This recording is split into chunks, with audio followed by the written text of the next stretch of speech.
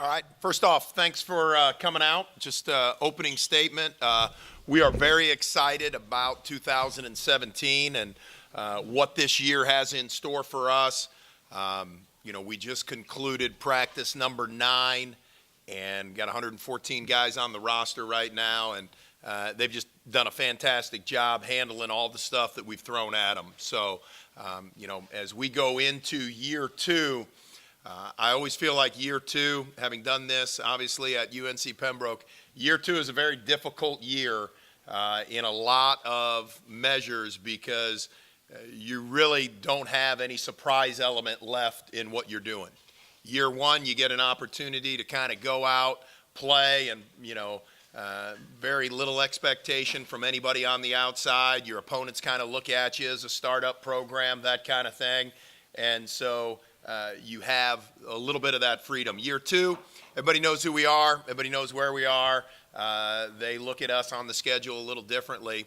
But with that, we've got great expectations for what we want to accomplish. And we've really challenged our team since we walked off the field at West Georgia about what this can look like and about what the off-season needs to be and how they need to work out in the summer and how they need to come back for this time right now in preparing where we are and what we're trying to do this fall.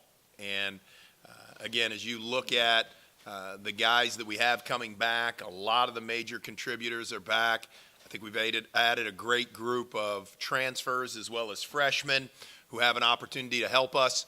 And again, really looking forward to playing this season out. I think one of the things that's a little different this year, is just our schedule.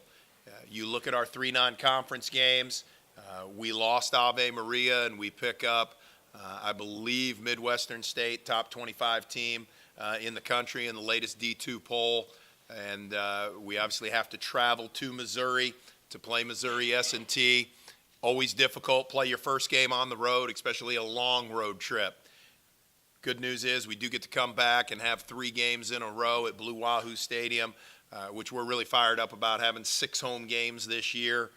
4 of them will be at 6 o'clock. 2 of them will be at 4 o'clock, which we're looking forward to that process. We've had a great start. School starts a little later for us. So we've got this type of camp mentality, so to speak, fall camp mentality for about another week and a half. And I think that's about the right time. And then we'll get into game week right when school starts.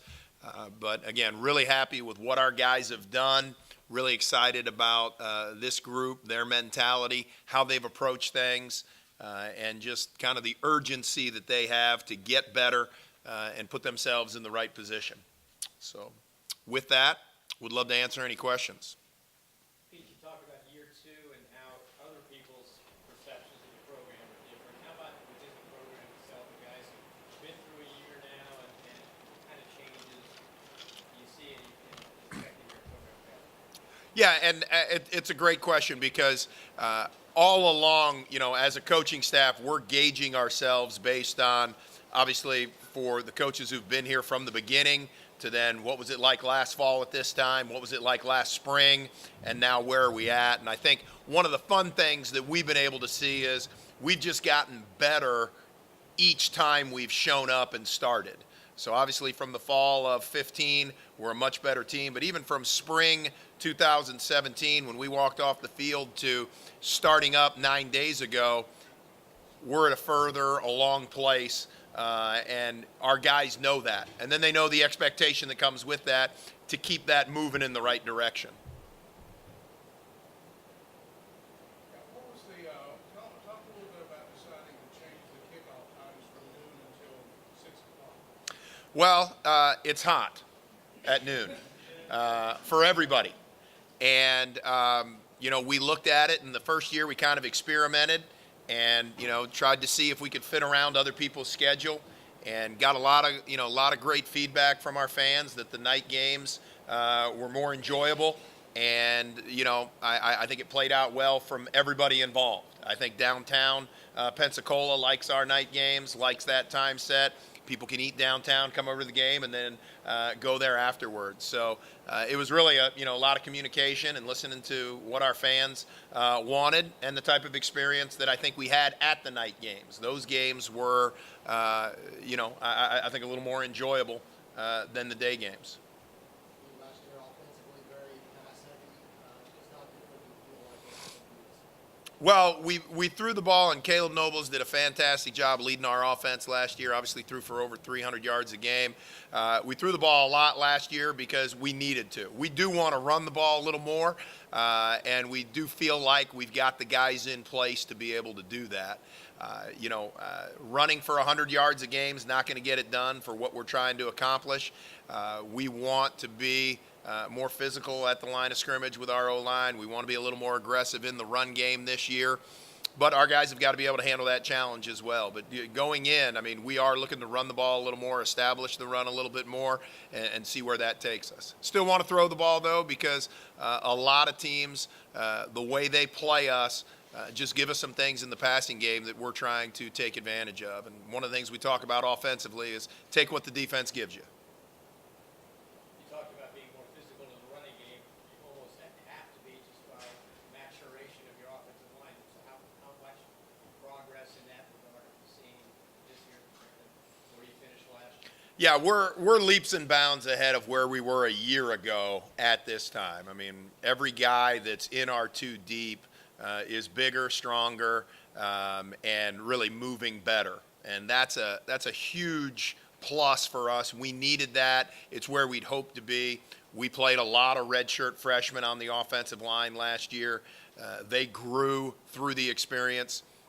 We need them to be better this year, as we saw late in the season. We play some really, really good teams. We play some good teams throughout the course of the season, but we saw kind of that wear and tear on our offensive line late in the year. We think we've prepared for that. Now they've just got to do a great job staying healthy and keeping themselves in shape throughout the course of this long season.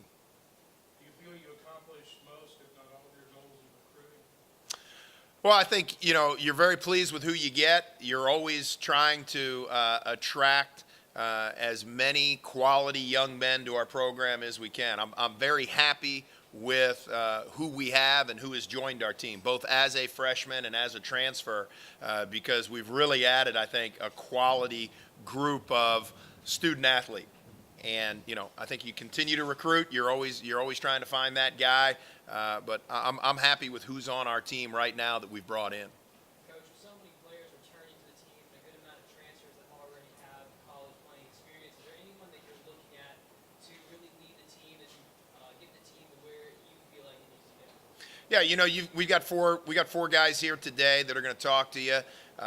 They're all four kind of on our leadership council. They've done a great job since they've showed up. Chris Schwartz is the youngest of that group, but he really established himself last year just as a great teammate.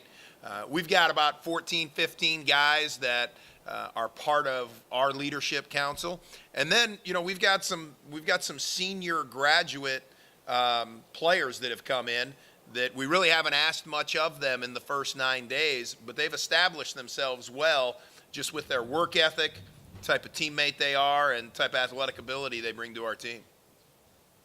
How's the quarterback competition developing, and how do you see that affecting the run game? Now, was that time that the Rocky theme came on when we asked about the quarterback competition? I mean, they're battling it out. It's a really no.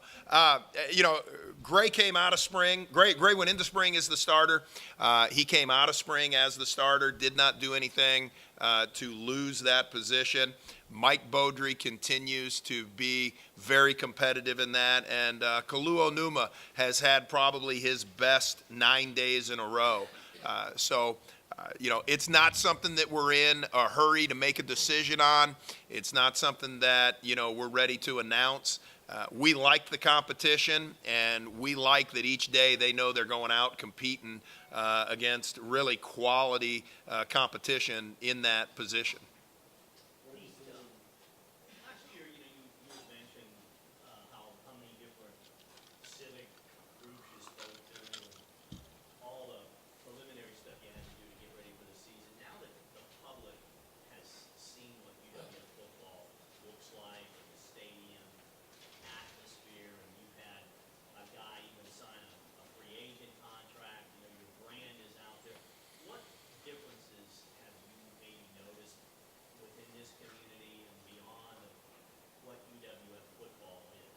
Well, I think, playing downtown in Wahoo Stadium, there isn't anybody that we have encountered that didn't think that was a fantastic experience and that the level of competition that we played wasn't extremely high. And so we knew that as a coaching staff. We understood what we were getting into and who we were going to be playing against. It was great to have the local high school coaches see that. It was great to have our fan base see that and say, hey, we went to your game and went to a Division I game, and we felt like your competition was on par with that. And we knew we would get that. I think when you look at, and we've got 5 guys, I think 4 guys that have 1 year of eligibility left, and they chose to come here for their senior season, a second-year program, that speaks volumes as to what's taking place at the University of West Florida. Obviously, Anas Hasek getting signed with the Kansas City Chiefs helped that. Playing in Blue Wahoo Stadium helps that. And then, the vision and the direction that Dr. Saunders has for this university right now is very attractive. And we're trying to play into that as much as we can. I look at what took place and now what is happening as really what we had hoped, and really meeting our expectations and really exceeding our expectations in some, just how the general public, just how our student body, our faculty and staff have really just supported us and made our home game experience one of the best in small college football. And I say that FCS level, Division II, Division III. You look at, we're top 20 in attendance in Division II, and that's because we're maxing out the current facility that we have. That's exciting. And, we're trying to build on that. Again, with 6 home games, year 2, I think we can, obviously we're going to get more people in the stands because we have 1 more game, but we'd like to see it fuller. We'd like to see it packed, and we'd like to be able to put on a great show while our fans are there. Was there a moment last year that you'll never forget? Well, beating Florida Tech, nationally ranked team on television, that was, probably the highlight of just, where we were and, what we'll do it. That's on a positive note. I'll never forget West Georgia either, okay, on the other side. So as a coach, you kind of live with that last one no matter what happens. But I think the electricity in the air, the excitement, the enthusiasm, being on TV, playing a ranked team, having that opportunity against the in-state rival, that was a fun one. We're talking about Gray Jackson. What have you seen in his development from where he was last year to where you're seeing now? Well, I mean, the number one thing is his arm strength. I mean, he probably played with about 80% arm strength last year, and he was coming off a collarbone injury, and, we finally, I think, got it 100% probably, this spring. And then his decision-making. He's been very clean in his decisions and very precise in what he's looking at. And really the mistakes he makes is because he's trying to rush things a little too much in the passing game. He's going to be a threat for defenses because he can run, and he can run as well as any quarterback, I think, in this league. And so if the pocket closes down on him, he's got the ability to step up and run. He's done that on a couple occasions already, and it just does kind of change how people approach him. Does the stadium, the reaction of the community, the TV exposure help dramatically with recruiting? Do you bring some quality players in because of all of these other factors? We think so, and we think, we've been extremely blessed with the coverage that we get and everything that has been done by our university to market who we are, promote who we are, the home games on TV. I mean, we've just had a lot of pluses that we've tried to sell. And, if you're a recruit coming in, we obviously spend time at Blue Wahoo Stadium showing them that. We show them the TV games that we've had, the type of exposure that they're going to get. I think all of that has definitely played into us getting more exposure. And I think, kind of the thing that stuck out to us as a coaching staff this year was, we have had a football camp, and we've held it on a Friday night and a Sunday night in the past, and we're going on our 4th year doing that. And last year we had 300 total at those 2 camps.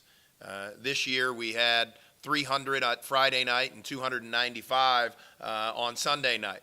And that's just a credit to the exposure, seeing us play, younger guys now wanting to get on our radar, see if we'll recruit them. So that's been fun. Just looking at the schedule, the final three games are pretty gnarly stretch of games there. Is there added pressure to make sure you get off to a good start in the front half of the schedule? Well, yeah, I mean, we've got the 2018 schedule. I think we've got all the way up to 2020, and so in this conference, I don't care who the last three games are. I mean, there's added pressure to get off to a good start, and there's added pressure to start well and finish well. If you look at who's won this league over the course of the last 20 years, it's the most consistent team, and it's the team that stays steady throughout it. We've had some one-loss teams win the conference, but you shuffle that up, to me, it really doesn't matter. You got to be a good football team from the get-go. And our goal coming out of fall camp, is we want to be better than Missouri S&T. And then after that, we want to be better than Midwestern State. And so we're trying to get better each week in order to handle who's on our schedule. And we know once Gulf South Conference play comes around, we've got to be playing at a very high level.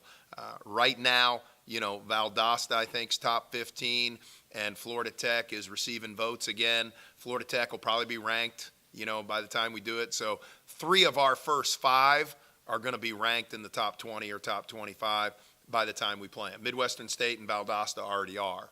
So, we've got to play well. But we got to play well week in and week out. Our guys know that. We talk about the margin of error that we have and, what needs to take place for us to play at our best. So. Defensively, new defensive coordinator. What has he kind of brought to the table in terms of how the defense may look different this year?